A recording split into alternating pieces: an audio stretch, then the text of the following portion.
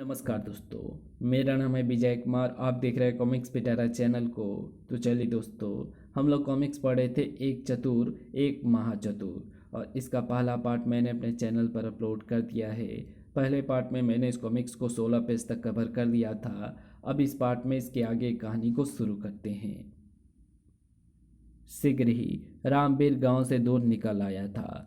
अब आराम से कुछ दिन ससुराल में मौज मारूंगा। इधर दूसरी ओर, तू सच कह रही है मंगला?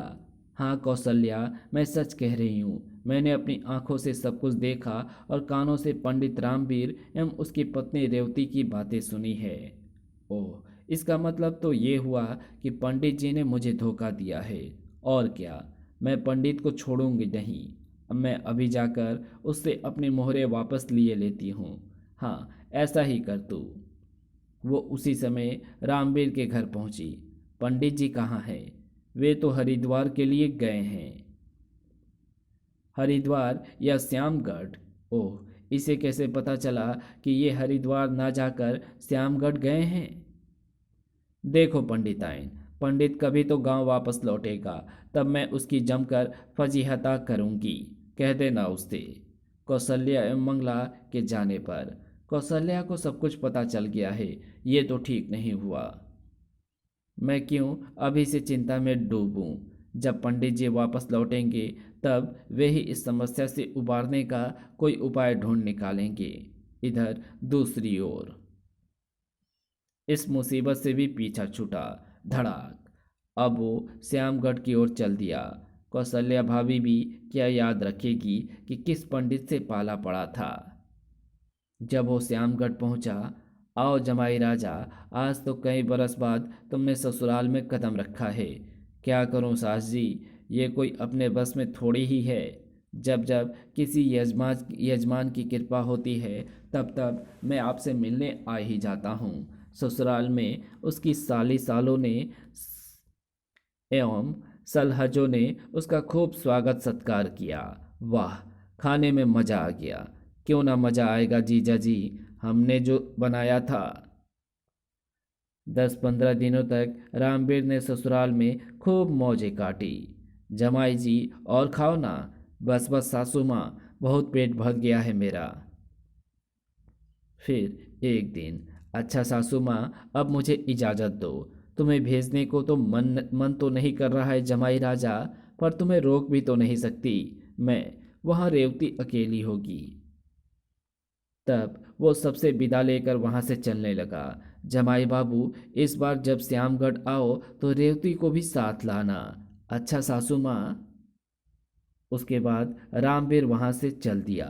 रास्ते में थोड़ा सा प्रसाद भी खरीद लूँगा, जिससे कौशल्या को पक्का विश्वास हो जाए कि मैं हरिद्वार वास्तव में ही होकर आया हूँ। उसने ऐसा ही किया। जब रामवीर अपने पीरवा गांव पहुंचा, आ गए आप? हाँ रेवती, मैं भला चंगा तुम्हारे सामने खड़ा हूँ, फिर तुम मुझे देखकर चौंकी क्यों? एक बात बताओ, तुम्हें गांव में घुसते हुए किसी ने देखा तो नहीं? क्यों, अगर कोई देख भी लेता तो क्या हो जाता? आप तो बहस करने लगे, पहले मेरे सवाल का जवाब दो। अरे भाग्यवान, गर्मी की इस तपती दोपहर में मुझे भला कौन राह में मिलता। सब अपने घरों में होंगे इस समय। मुझे गांव में क्या, घर में घुसते हुए भी किसी ने नहीं देखा है। ओह भगवान, तेरा लाख लाख शुक्र है। आखिर बात क्या है भगवान? तो इस प्रकार भगवान का शुक्र क्यों भेज रही है? बात यह है जी कि कौशल्या को तुम्हारी चाल का पता लग गया है। क्या? लेकिन उसे पता कैसे लगा? इस बारे में तो मैं कुछ नहीं जानती हूँ, पर वो आपके जाते ही दनदनाती हुई यहाँ आई थी और जाते जाते ये चेतावनी दे गई थी कि जब तुम श्यामगढ़ से गांव वापस लौटोगे तब तब वो गांव वालों के सामने तुम्हारी जमकर फजीहत करेगी। तो तुम्हारे घबराने का ये मतलब था? हाँ, मैं इसलिए आपको देखकर घबरा गई थी कि अगर किसी ने आपको गांव में आते देख लिया तो वो जाकर तुरंत कौशल्या को इस बात की सूचना दे देगा। ओह, ये तो बड़ी विकट समस्या उठ खड़ी हुई है। स्वामी, अब क्या किया जाए? कौशल्या ने अगर गांव वालों के सामने तुम्हारी पोल खोल दी तो जीती जी मरना हो जाएगा। हाँ, ये बात तो है। वो रात रामवीर ने बड़ी ही बेचैनी में गुजारी थी। कौशल्या को आखिर मेरी योजना का पता कैसे चला? किसी न किसी ने तो उसे मेरी योजना के बारे में बताया ही होगा, लेकिन किसने किसने कौशल्या को श्यामगढ़ जाने वाली बात बताई होगी? सुबह होने पर रेवती, तू एक काम कर, किसी तरह छिप छिप कर तो इस बात का पता लगा कि कौशल्या दिन में किस किस से मिलती है। ये आप किस लिए जानना चाहते हैं? क्या पता ऐसा करने से इस बात का पता चल जाए कि कौशल्या को हमारी योजना का पता कैसे चला है। ठीक है, तब मैं आज ही कौशल्या के घर की ओर जाती हूँ। रेवती घर से निकलकर कौशल्या के घर की ओर चलती। कौशल्या के घर के पिछवाड़े पहुंचने पर ये जगह ठीक रहेगी, यहाँ से आंगन में बैठी कौशल्या साफ साफ दिखाई दे रही है। तभी, अरे कौन है तू जो इस तरह ताका झाकी कर रही है? घबराकर रेवती पलटी। ओह मंगला जी तुम? रेवती पंडिताइन, यहाँ से तुम क्या ताक झाक कर रही थी? कुछ भी तो नहीं, कुछ भी तो नहीं। पंडिताइन, तेरा पंडित तो कौशल्या बहन को 50 मोहरों का चूना लगाकर श्यामगढ़ अपनी ससुराल में जा बैठा, और तू यहाँ कौशल्या बहन की जासूसी कर रही है। आखिर चक्कर क्या है? तुम्हें वहम हुआ है मंगला जी। ये कहकर रेवती वहां से घर की ओर चल दी। जिस काम को आई थी वो तो पूरा हो गया। कौशल्या को निश्चय ही मंगला ने बताया होगा। घर पहुंचने पर कौशल्या को मंगला ने हमारी चाल के बारे में बताया था जी। ओह, इसका मतलब ये है कि उस दिन मंगला ने छिपकर हम दोनों का वार्तालाप सुन लिया था। अब आप क्या करोगे जी? तू देखती जा, समस्या से निपटने का उपाय मुझे सूझ गया है। उस रात विचित्र रूप चढ़ाकर रामवीर मंगला के घर पहुंचा।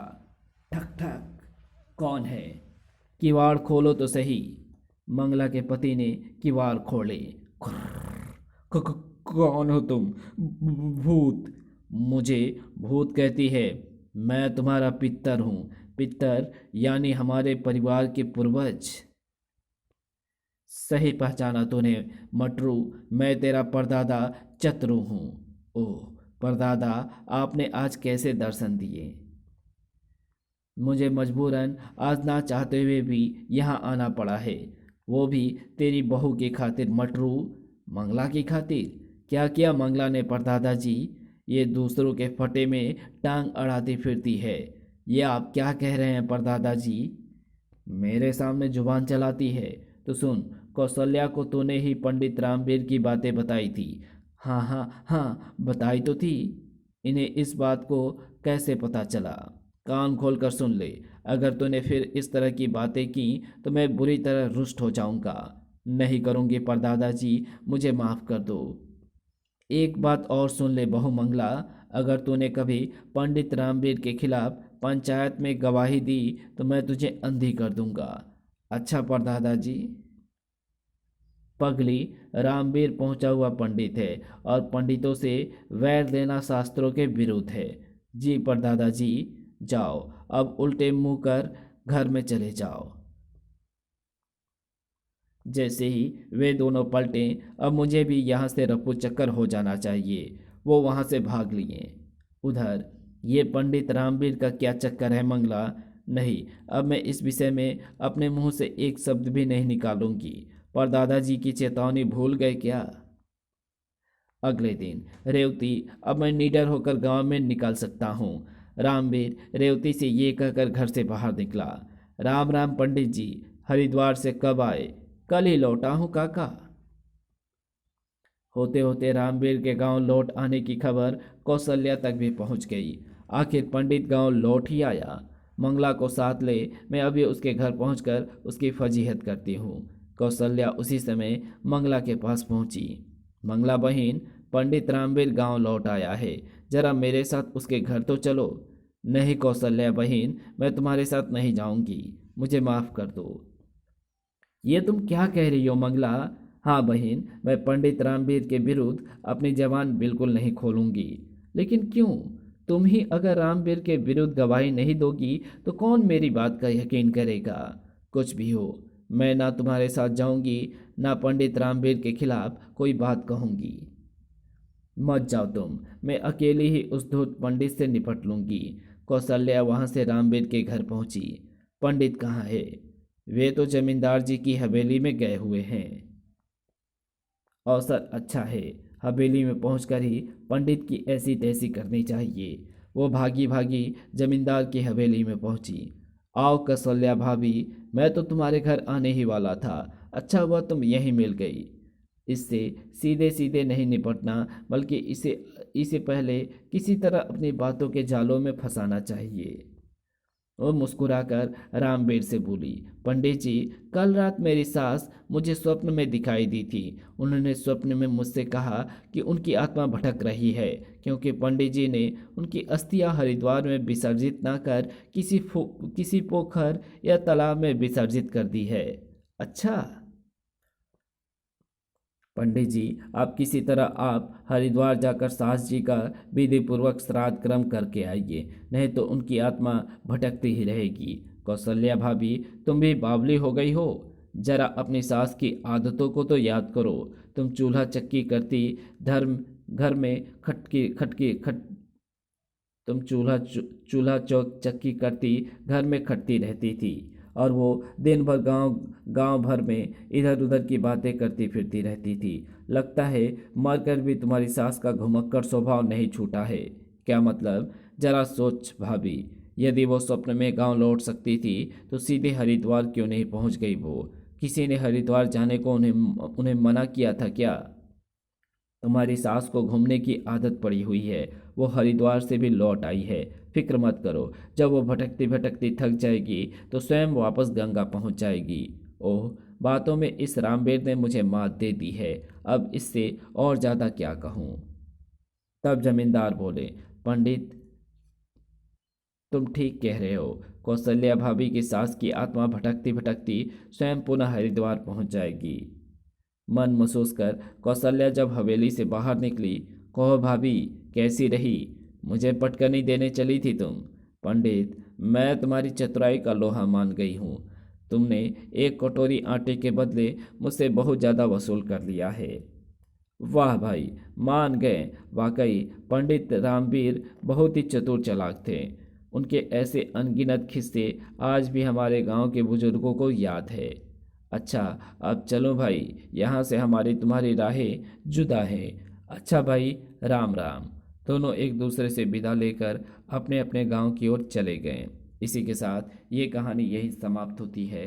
तो आपको ये वीडियो कैसी लगी? अगर आपको ये वीडियो अच्छी लगी हो तो इस वीडियो को लाइक शेयर कमेंट ज़रूर कर देना।